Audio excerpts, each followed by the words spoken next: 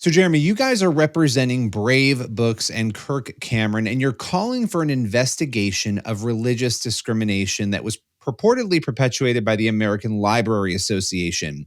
What's going on here? Yeah, Kirk Cameron is, obviously a Hollywood star for many, but also he's an author, and on top of being an author, he's a children's book author to be specific, and published by a group called Brave Books.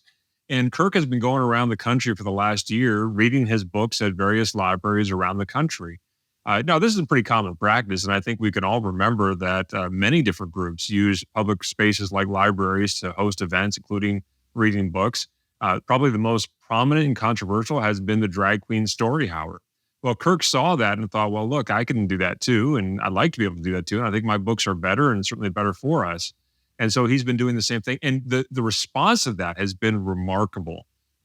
Thousands of people have come out to see Kirk read his book, to hear what he's got to say, to learn from these books that promote virtue and talk about really timeless issues in a very creative way.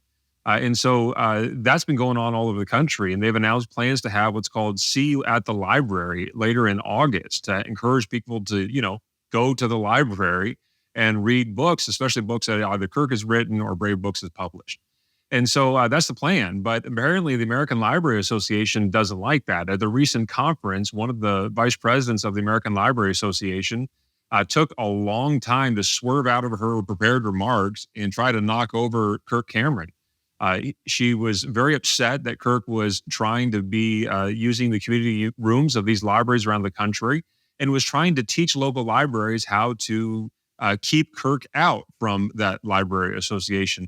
This is all extremely weird to me. I mean, here's the American Library Association, who takes federal tax dollars as part of their process and advocates for more tax dollars from other people, trying to keep an author out of the library to read his book to more people coming to the library to read books. That doesn't make any sense to me, but yet here we are. And so we thought we should probably take some action on that point. So let's talk about the fact that the American Library Association, as far as I understand it, it would seem that the goal should be that all voices are then heard. If you're going to allow Drag Queen Story Hour, the assumption would be that Christians and others like Kirk, people who want to hold their own events in the library, that they would have the right to do that. Isn't that the idea here of what the organization should be standing for? Yeah, look, I would think so, Billy, but Kirk's certainly got his opinions about people who read books, including the Drag Queen Story Hour. But at the same time, he believes in the First Amendment and the right for everybody to have a chance to say what they want to say. All Kirk's asking for, all the Brave Books is asking for, is the right to have equal access. If you're gonna open up your space to some groups, why would you prevent other groups from coming in? Especially if you're an author and a publisher, this seems like the primary audience you want to have using your libraries around this country. But what the American Library Association was doing through their vice president was actively conspiring with local libraries to keep out people like Kirk Cameron, and not just because he's an author out of Hollywood, but specifically because he was promoting a religious ideology with which the American Library Association apparently has a problem. And that's really where I think they've put a lot of libraries around the country in jeopardy. And we've suggested to the federal government that perhaps they've even violated the nation's non-discrimination laws. Yeah, that's what I wanted to get into, because it seems like some people might say, okay, well, aren't these local independent bodies? There may be some people who don't recognize or maybe understand where the government sort of comes into this and why this would actually be a problem. So can you unpack that a little bit, legally speaking?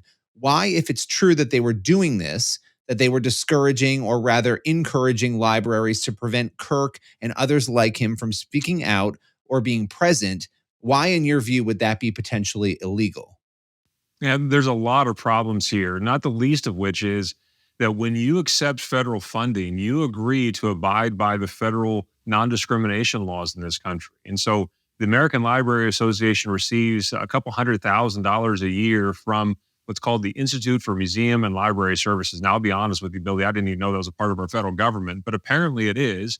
And they give a grant every year to the American Library Association. In addition to that, the American Library Association advocates to Congress for millions, hundreds of millions of dollars to go to local libraries around the country. And so they're trying to, on one side, take federal dollars and encourage public libraries to receive more federal taxpayer dollars. But on the other hand, they're trying to discriminate against people like Kirk Cameron from utilizing the public library system. They can't have that both ways. It's perfectly fine if you want to have an ideological position. That's great. Many people do in this country, but you probably should not be receiving federal taxpayer dollars in order to hold that position, especially if you're a group like the American Library Association. The other side of this that really troubles me that around the country is here you have the vice president of the American Library Association. Let me just pause and remind you that they actually have an entire web page at the American Library Association's website about how to host a drag queen story hour. Nothing about a Kirk Cameron story hour whatsoever on there. And that's fine. They can have that position if they wish. But what's really troubling to me is that this vice president was teaching and sort of conspiring with local public libraries on how to keep Kirk out and other religious figures like him out of their libraries.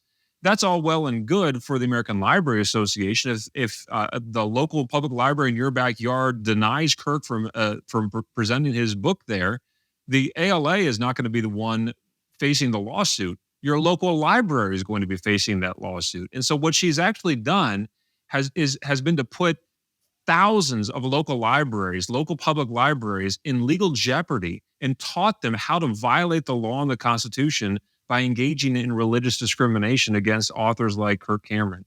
That's really concerning to me. So there's really two parts of what we're asking here. Number one, hey, look, you give federal dollars to this organization, you ought to make sure that when you're doing so, they're abiding by the terms of those grants, that they're engaging in non-discrimination. But more than that, we're asking the Congress to look into, or the Institute for Museum and Library Services to look into this and say, look, are they conspiring somehow to encourage or to prevent and to drive away religious users of the library? That is itself a real problem. And I hope that the IMLS, the Institute for Museum and Library Services, will get to the bottom of that real quick. So the goal here is for them to investigate and get to the bottom of it. What would settle this in your mind, in the minds of Kirk Cameron and Brave Books? What would bring this sort of to a positive conclusion? Well, look, I think number one, the first step here is that this federal agency agrees to, in fact, do an investigation. And look, if they find that the American Library Association's comments, if they disagree with me, that those are not engaging in religious discrimination, we'll have an area to disagree, I suppose, but I'll be glad at least that they took the time to investigate to find out, to make sure that that is in fact the case.